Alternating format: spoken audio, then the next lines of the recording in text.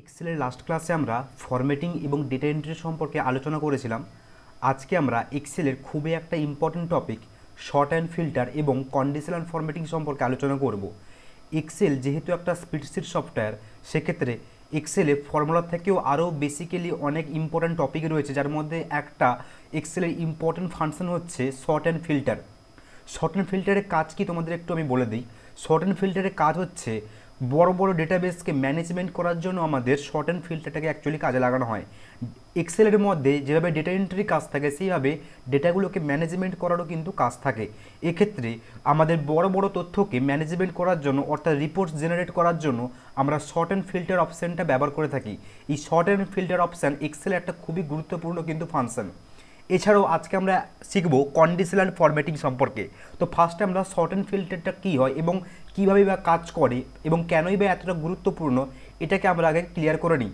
যেমন দেখো, short and filter apply করার আগে আমি একটা ডেটাবেস এখান থেকে নিয়ে নিয়েছি, যেখানে কী লেখা রয়েছে দেখো, order ID, product, customer, sales amount, order date, region, sales representative এবং অর্ডার স্ট্যাটাস রয়েছে। বিভিন্ন তথ্য রয়েছে এবং অনেকগুলো দেখো তথ্য এখানে দেওয়া রয়েছে।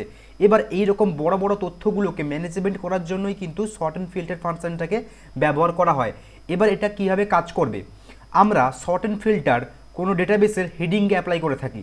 যেমন এখানটা দেখো হেডিং রয়েছে এইটা, তাহলে সেক্ষেত্রে আমরা পুরো হেডিংটাকে সিলেক্ট করলাম। পুরো হেডিংটাকে সিলেক্ট করার পরে যাব কোথায়, এই যে অপশান দেখতে পাচ্ছ শর্ট অ্যান্ড ফিল্টার, এই শর্ট অ্যান্ড ফিল্টার অপশানের মধ্যে আমরা যাব। দেখো গেলাম, এই যে শর্ট অ্যান্ড ফিল্টার অপশানটা রয়েছে হোম মেনুর মধ্যে, দেখতে পাও হোম মেনুর মধ্যে রয়েছে এডিটিং গ্রুপের মধ্যে শর্ট অ্যান্ড ফিল্টার বলে একটা অপশান রয়েছে। এই শর্ট অ্যান্ড ফিল্টারে আমরা এখানে ক্লিক করব।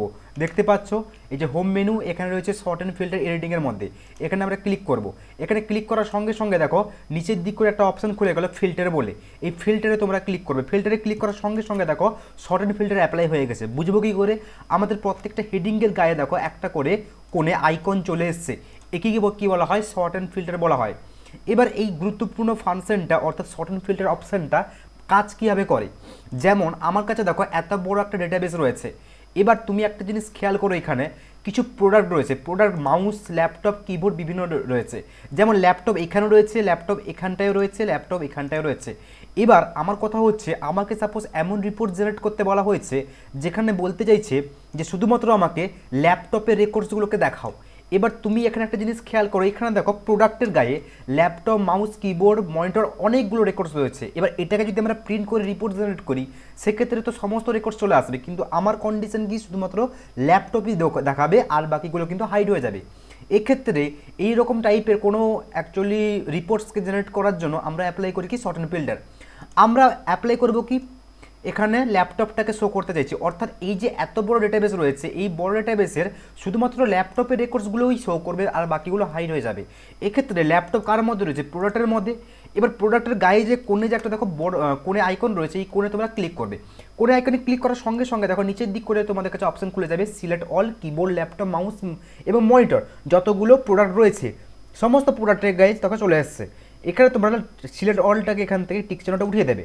উঠিয়ে দেওয়ার পরে তোমরা কি করবে, আমরা কোনটা পেয়েছি ল্যাপটপটাকে, তাহলে ল্যাপটপ এখানে কোণে ক্লিক করব। ল্যাপটপে ক্লিক করার পরে আমরা করবো কি ওকে। এবার দেখো এখন দেখো সমস্ত রেকর্ডস দেখাচ্ছে, মানে সমস্ত প্রোডাক্ট দেখাচ্ছে। কিন্তু আমি যদি এখানে ওকে করে দিই, ওকে করার সঙ্গে সঙ্গে দেখো শুধুমাত্র ল্যাপটপসই দেখাচ্ছে আর বাকিগুলো দেখো সুন্দরভাবে হাইড হয়ে গেছে। এতে সুবিধা কী হলো, আমাদের কাছে একটা বড় ডেটাবেস ছিল কিন্তু ওটাকে আমরা শর্ট করে দিলাম এবং আমরা শুধুমাত্র স্পেসিফিক ল্যাপটপটাকেই দেখতে পাচ্ছি এবং এটাকে আমরা প্রিন্ট করে কিন্তু আমরা আমাদের রিপোর্টসটাকে কিন্তু জেনারেট করতে পারি। এছাড়াও যদি আমাদের বলে ল্যাপটপ বাদ দিয়ে আমি অন্য কিছু দেখবো, সাপোজ মনিটর দেখবো, সেক্ষেত্রে আবার এই প্রোডাক্টের কোণে ক্লিক করব, এখান থেকে ল্যাপটপটা উঠিয়ে দেবো, ল্যাপটপ উঠিয়ে দেবো কি মনিটর করে দিলাম ওকে। এবার দেখো শুধুমাত্র মনিটরই শো করছে। আমার মনে হচ্ছে মনিটর প্লাস আমি কিবোর্ডও দেখবো, তাহলে মনিটর দিলাম প্লাস কিবোর্ডে ক্লিক করলাম। যেগুলো যেগুলো দেখবো ওগুলোতে টিক চিহ্ন দেবো, ওকে করবো। দেখো মনিটর এবং কিবোর্ডই শো করছে আর বাকিগুলো কিন্তু দেখাচ্ছে না। আমার যদি মনে হয় এটাকে আমি আবার আগের অবস্থায় ফিরিয়ে আনবো, তার জন্য আবার এই কোণে ক্লিক করবো ফিল্টারে, এখান থেকে সিলেক্ট অলে ক্লিক করবো, তাহলে দেখবে সবগুলো আবার সিলেক্ট হয়ে গেল। ওকে করবো, ওকে করার সঙ্গে সঙ্গে দেখো আবার পুনরায় আগের মতন সমস্ত রেকর্ড চলে এসছে। একইভাবে আমার মনে হচ্ছে শুধুমাত্র দেখে এখানে দেখো কিছু সেলস করেছে বব, অ্যালিস, ক্যারল, ডেভিড, বিভিন্ন মানুষে সেল করেছে। আমার কথা হচ্ছে আমাকে এমন রিপোর্ট জেনারেট করতে বলা হয়েছে যেখানে বলছে যে কি অ্যালিস কেমন কি সেল করেছে আমার রেকর্ডস দেখাও। শুধুমাত্র অ্যালিসের আমি রেকর্ডস দেখবো, বব, ক্যারল এবং ডেভিডের কিন্তু আমি দেখবো না। সেক্ষেত্রে আমি সেলসে যাবো, এখানে কোনে ক্লিক করবো, কোনে ক্লিক করার পর সেলের অলটাকে উঠিয়ে দেবো, দিয়ে করবো কি অ্যালিসে ক্লিক করলাম, ওকে। এবার দেখো শুধুমাত্র অ্যালিসের রেকর্ডস দেখাচ্ছে, আর কিন্তু কারো রেকর্ডস দেখাচ্ছে না। একইভাবে আবার এখানে ক্লিক করে যদি মনে হয় বপের রেকর্ড দেখবো বা ধরো ডেভিডের দেখবো, সেক্ষেত্রে অ্যালিসটা উঠিয়ে দেবো, আবার বপে ডেভিডে ক্লিক করবো, ডেভিডে ক্লিক করার ওকে করবো, দেখো চলে এলো। এইভাবে কিন্তু আমরা যে কোনো তথ্যকে মানে অ্যাকচুয়ালি শর্ট অ্যান্ড ফিল্টারের সাহায্যে আমরা আমাদের পুরো টেবিলের মধ্যে স্পেসিফিক কোনো রেকর্ডসকে অ্যাকচুয়ালি ফিল্টার করে ডিসপ্লে করতে পারি, বাকি তথ্য কিন্তু হাইড হয়ে যায়। আবার আগের অবস্থায় আনার জন্য আবার এখানে ক্লিক করব, ক্লিক করার পর সিলেক্ট অলে ক্লিক করবো, দিলে দেখবো এটা আবার আপডেট হয়ে আগের মতো চলে এলো। এছাড়াও দেখো অর্ডার স্ট্যাটাস কী রয়েছে, শিফট, পেন্ডিং, ডেলিভার্ড রয়েছে। আমার মনে হচ্ছে শুধুমাত্র আমি পেন্ডিং রেকর্ডসগুলো দেখবো, সেক্ষেত্রে অর্ডার স্ট্যাটাস আসবো এখান থেকে, এখানে আসার পরে সিলেক্ট অলটা উঠিয়ে দেবো, করে দেবো কি পেন্ডিংয়ে ক্লিক করলাম, ওকে। এবার দেখো শুধুমাত্র পেন্ডিং রেকর্ডসে দেখাচ্ছে আর বাকিগুলো হাইড হয়ে গেছে। এইভাবে আমরা আমাদের তথ্য যেমনই থাকুক না কেন, আমরা যে কোনো তথ্যই কিন্তু শর্ট অ্যান্ড ফিল্টারকে অ্যাপ্লাই করে এইভাবে ডেটাগুলোকে কিন্তু শর্ট করতে পারি বা ম্যানেজ করতে পারি। এছাড়াও শর্ট অ্যান্ড ফিল্টারের আরও একটা বড় কাজ রয়েছে, যেমন দেখো এখানে নামের লিস্টগুলো দেখো, এখানে দেখো নামগুলো রয়েছে। এবার নামগুলো উল্টো পাল্টাভাবে দেওয়া রয়েছে। আমাদের অনেক সময় কাজ আছে কি, আমাদের কাছে হাজার হাজার তথ্য দেওয়া রয়েছে, অর্থাৎ নাম দেওয়া রয়েছে, কিন্তু আমাদের কন্ডিশন মানে আমাকে ইন্টারভিউতে জিজ্ঞেস করে যে তুমি এই তথ্যটাকে A to Z ওয়াইজ সাজিয়ে দাও, মানে অ্যালফাবেটিক ওয়ার্ড ওয়াইজ, যাদের এ নাম নিয়ে এ দিয়ে নামটা স্টার্টিং হচ্ছে ওটা আসবে কি প্রথম লিস্টে, তারপর বি দিয়ে, তারপর সি দিয়ে, তারপর ডি দিয়ে, এইভাবে অ্যালফাবেটিক ওয়ার্ড ওয়াইজ নামের লিস্টগুলো সাজানো থাকবে। কিন্তু এখানে দেখো উল্টো পাল্টা করা রয়েছে, যেমন দেখো এখানে রয়েছে বি লাস্টে, কিন্তু বি হওয়ার কথা কোথায়, ফার্স্টে, প্রথমে এ তারপর বি, এইভাবে স্টার্টিং হবে। সেক্ষেত্রে আমরা কাস্টমারের ঘরে ক্লিক করব, দিয়ে করবো কি উপরে একটা অপশন রয়েছে শর্ট A to Z, দেখতে পাচ্ছ শর্ট A to Z। এই short A to Z A click করার সঙ্গে সঙ্গে দেখো অ্যালফাবেটিক নাম হয়ে দেখো সাজিয়ে চলে এসেছে, প্রথমে এ চলে এসেছে, তারপর বি, তারপর সি, তারপর ডি, তারপর ই, এফ নেই, জি নেই, এই দেখো চলে এসেছে অটোমেটিক্যালি। এইভাবে কিন্তু অ্যালফাবেটিক নাম হয়ে দেখো অটোমেটিক্যালি সাজিয়ে চলে এলো। এছাড়াও আমার যদি মনে হয় এই যে সেলস অ্যামাউন্টগুলো দেখা রয়েছে, দেখো সেলস অ্যামাউন্টগুলো আমার মনে হচ্ছে আমি সেলস অ্যামাউন্ট লার্জ থেকে স্মলে দেখবো বা স্মল থেকে লার্জে দেখবো, মানে অ্যামাউন্ট মানে সব থেকে বড় অ্যামাউন্ট থেকে ছোটো অ্যামাউন্ট অবধি আসবে বা সব থেকে ছোটো অ্যামাউন্ট থেকে বড় অ্যামাউন্ট অবধি আসবে। সেক্ষেত্রে আমরা সেলস অ্যামাউন্টটা এখানে ক্লিক করবো ফিল্টারে, দিয়ে স্মলেস্ট টু লার্জেস্ট করলে ছোটো থেকে বড় হবে, আর লার্জেস্ট টু স্মলেস্ট করলে বড় থেকে ছোটো হবে। এইভাবে কিন্তু আমরা স্পেসিফিক কোনো রেকর্ডসকে দেখতে পারি। এছাড়াও আমরা ডেটকেও কিন্তু ফিল্টার করতে পারি, যেমন আমি অর্ডার ডেটে গেলাম, ডেটে যাওয়ার পর দেখো দেখাচ্ছে 2023-এর আমরা জানুয়ারি, ফেব্রুয়ারি, মার্চ যে কোনো রেকর্ডস দেখতে পারি। আমার মনে হচ্ছে আমি এখন শুধুমাত্র 2023-এর ফেব্রুয়ারি রেকর্ডস দেখবো, সেক্ষেত্রে আমরা ফেব্রুয়ারিটা ক্লিক করবো আর বাকিগুলো দেখো উঠিয়ে দেবো, শুধুমাত্র ফেব্রুয়ারি ক্লিক করলাম, ওকে করবো, দেখো সঙ্গে সঙ্গে দেখো শুধুমাত্র ফেব্রুয়ারি রেকর্ড সাবমিট হয়ে গেছে। এইভাবে আমরা শর্টহ্যান্ড ফিল্টারের কাজে লাগিয়ে আমাদের বড় ডেটাবেসের মধ্যে থেকে কোনো স্পেসিফিক ডেট ওয়াইজও কিন্তু রেকর্ডস দেখতে পারি। এই জন্য বলেছিলাম কি শর্টহ্যান্ড ফিল্টারে কিন্তু অনেকটাই গুরুত্বপূর্ণ একটা ফাংশন, যার সাহায্যে আমরা আমাদের থাকা বড় বড় ডেটাবেসকে কিন্তু খুব সুন্দরভাবে কিন্তু ম্যানেজমেন্ট করতে পারি। এবার এই শর্ট অ্যান্ড ফিল্টার অপশানটাকে আবার রিমুভ করবে কী করে, যেমন দেখো এখানে শর্ট অ্যান্ড ফিল্টার অ্যাপ্লাই করা রয়েছে, আমি এটাকে রিমুভ করবো, তার জন্য আবার হেডিংটাকে পুরোটাকে সিলেক্ট করবো, সেমভাবে যাবো আবার শর্ট অ্যান্ড ফিল্টার অপশানে, সেখান থেকে যাবো ফিল্টারে, আবার ফিল্টারে ক্লিক করার সঙ্গে সঙ্গে দেখো শর্ট অ্যান্ড ফিল্টার আবার রিমুভ হয়ে গেলো। মানে একবার সিলেক্ট করে ফিল্টার করলে কি হবে, ফিল্টার হয়ে যাবে, আবার ওই অপশানে ক্লিক করলে কি হবে, শর্ট অ্যান্ড ফিল্টার রিমুভ হয়ে যাবে। এছাড়া কন্ট্রোল শিফটের সঙ্গে এল প্রেস করলে কিন্তু শর্ট অ্যান্ড ফিল্টার অ্যাপ্লাই হয়, এছাড়া কন্ট্রোল শিফটের সঙ্গে আবার এল প্রেস করলে কিন্তু শর্ট অ্যান্ড ফিল্টার রিমুভ হয়ে যায়। এটাই কিন্তু এর একটা শর্টকাট। তাহলে বুঝতে পেরেছে শর্ট অ্যান্ড ফিল্টার কতটা ইম্পর্টেন্ট একটা টপিক। এক্সেলের মধ্যে কিন্তু বড় বড় তথ্যকে ম্যানেজমেন্ট করার জন্য আমাদের এই শর্ট অ্যান্ড ফিল্টার কিন্তু অনেকটাই গুরুত্বপূর্ণ একটা ভূমিকা পালন করে থাকে।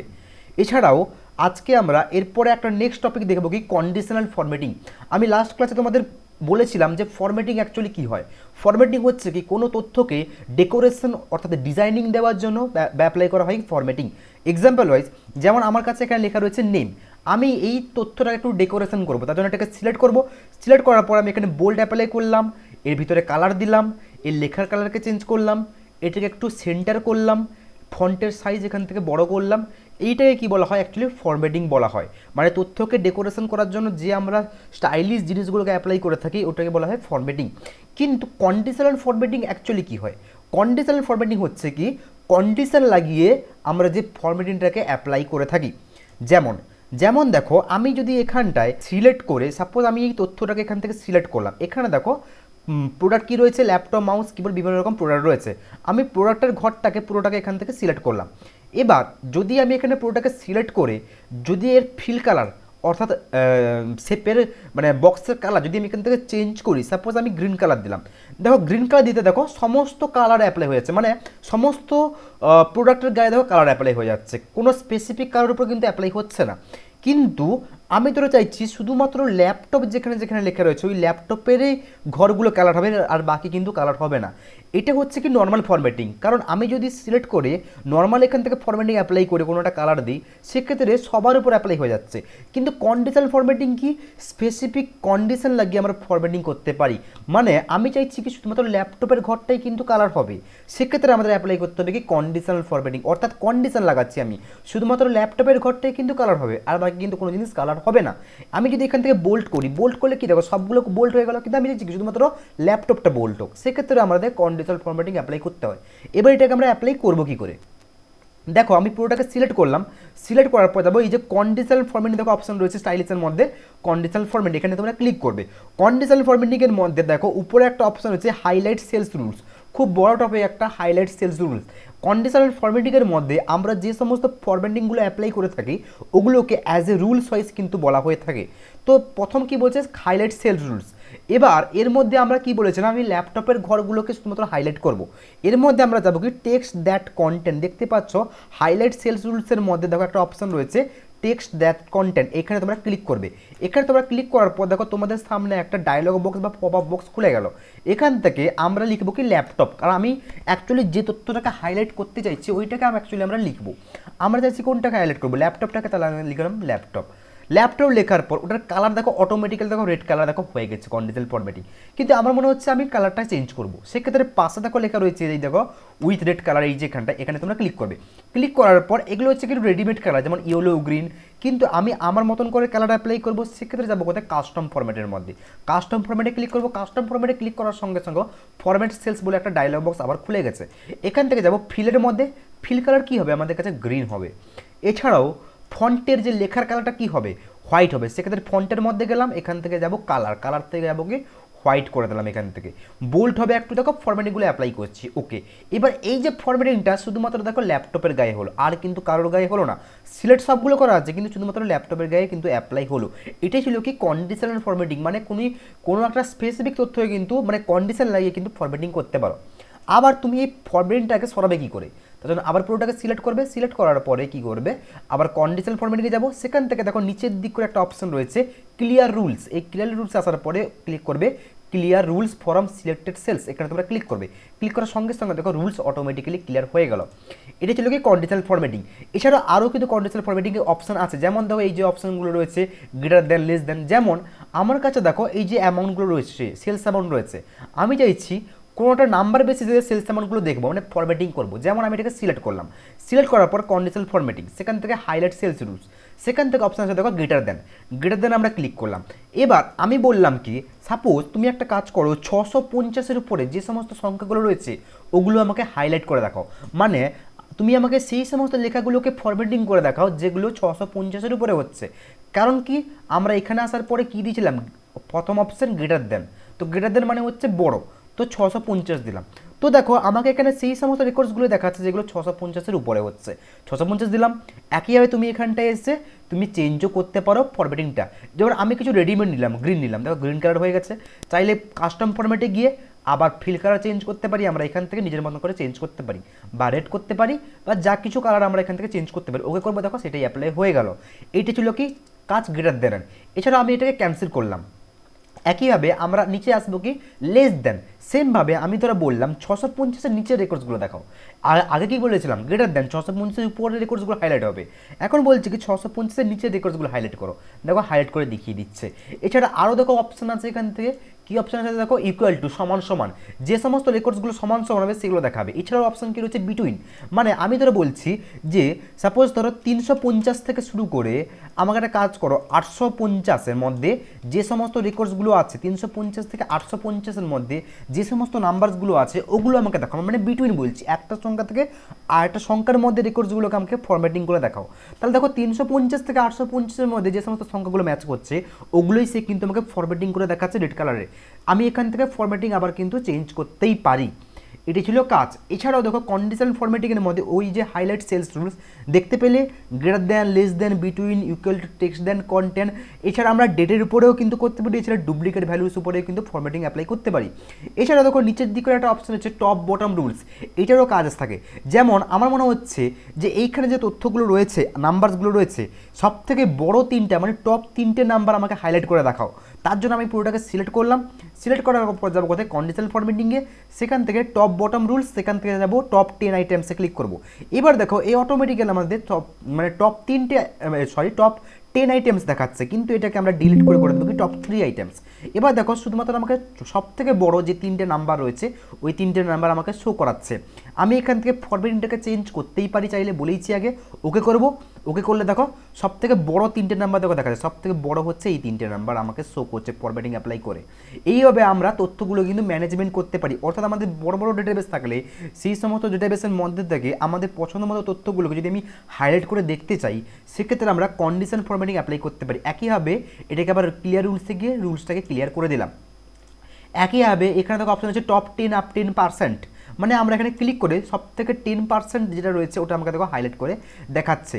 এছাড়া তুমি একইভাবে টপ বটম 10 আইটেমস, মানে আমরা সব থেকে ছোট 3টে 4টে 5টে 6টা 10টা আইটেমস দেখতে পারি, এটা টপ 10%ও দেখতে পারি। এছাড়াও আমার যদি মনে হয় আমি তথ্যগুলোকে অ্যাকচুয়ালি বিভিন্ন কালার স্কেল ওয়াইজ রেকর্ডস দেখবো, যেমন আমি গেলাম কোথায়, ডেটাবার্সের মধ্যে। ডেটাবার্সের মধ্যে দেখো এই যে কালার স্কেল রয়েছে বিভিন্ন রকম, কালার স্কেল ওয়াইজ দেখো ওটা নামা করছে। যেগুলো দেখো বেশি সেগুলো কী হচ্ছে, বেশি দেখো অ্যাকচুয়ালি কালার চলে এসছে, যেগুলো কম দেখো কম কালার এসছে। বিভিন্ন রকম দেখো কালার স্কেল রয়েছে। নিচের দিকে দেখো নিচের দিক করে কিন্তু কালার স্কেল রয়েছে, উপরে রয়েছে কি ডেটাবার্স, নিচে রয়েছে কালার স্কেল। কালার স্কেল ওয়াইজে দেখো আমি দেখতে পাচ্ছি এখান থেকে বিভিন্ন ওয়াইজ রেকর্ডস ওয়াইজ। এছাড়া আমি আইকন সেট করতে পারি, আইকন ওয়াইজও দেখতে পারি। যেমন দেখো এই আইকন, দেখো একটা মজাদার আইকন আছে এখানটায়, টাওয়ারের মতন। যদি টাওয়ার বেশি হয় তাহলে দেখো বড় বেশি হয়ে গেছে টাওয়ার, আর যদি টাওয়ার কম হয় মানে অ্যাকচুয়ালি যদি সংখ্যা কম থাকে সেখানে দেখো টাওয়ার কমে গেছে। তো এগুলো বিভিন্নভাবে অ্যাকচুয়ালি অ্যাপ্লাই করা যায়। এছাড়াও এর মধ্যে কিন্তু আরও টপ কিছু কাজ আছে। যেমন এর মধ্যে যদি আমরা আসি নিউ রুলসে ক্লিক করলে আমরা আমাদের মতন করে কিন্তু রুলস সেট করে কিন্তু অ্যাপ্লাই করতে পারি। এটাও কিন্তু খুব ইম্পর্ট্যান্ট একটা টপিক। তাহলে আজকের ক্লাসে কী হলো, আজকের ক্লাসে তাহলে আমরা শিখলাম কি, এইটুকু তোমাদের আজকে বললাম কন্ডিশনাল ফরম্যাটিং, যেটা কিন্তু একদম বেসিক পার্ট থাকে কন্ডিশনাল ফরম্যাটিংয়ে। তাহলে তোমরা বুঝতে পারলে কন্ডিশনাল ফরম্যাটিং অ্যাকচুয়ালি হয় কি, কন্ডিশনাল ফরম্যাটিং হচ্ছে কি এমন এক ধরনের ফরম্যাটিং, মানে আমরা এখান থেকে এই যে ফন্ট বা অ্যালাইন, এখান থেকে যদি আমরা ফরম্যাটিং অ্যাপ্লাই করি সেই ফরম্যাটিং সবার উপর অ্যাপ্লাই হয়ে যায়। কিন্তু আমি যদি কন্ডিশনাল ফরম্যাটিং অ্যাপ্লাই করি সেখানে কিন্তু সবার উপর অ্যাপ্লাই হয় না, নির্দিষ্ট তথ্যের উপরে কিন্তু ফরম্যাটিংটা অ্যাপ্লাই হয়। তো নির্দিষ্ট কোনো তথ্যের উপর যদি আমাকে ফরম্যাটিং অ্যাপ্লাই করতে হয় তাহলে আমরা অ্যাপ্লাই করি কি কন্ডিশনাল ফরম্যাটিং। খুব একটা গুরুত্বপূর্ণ কিন্তু ফাংশন কন্ডিশনাল ফরম্যাটিং। এছাড়া বড় বড় ডেটাবেসকে ম্যানেজমেন্ট শর্ট রিপোর্ট জেনারেট করার জন্য আমরা অ্যাপ্লাই করি কি শর্ট অ্যান্ড ফিল্টার অপশানটা। তোমরা লাস্ট দুটো ক্লাস যদি না দেখে দেখো তাহলে তোমরা লাস্ট দুটো ক্লাসও কিন্তু চেক করতে পারো, প্লে লিস্ট দেওয়া রয়েছে। দেখা হচ্ছে নতুন কোনো একটা ভিডিও নিয়ে নতুন একটা ক্লাসে পরের।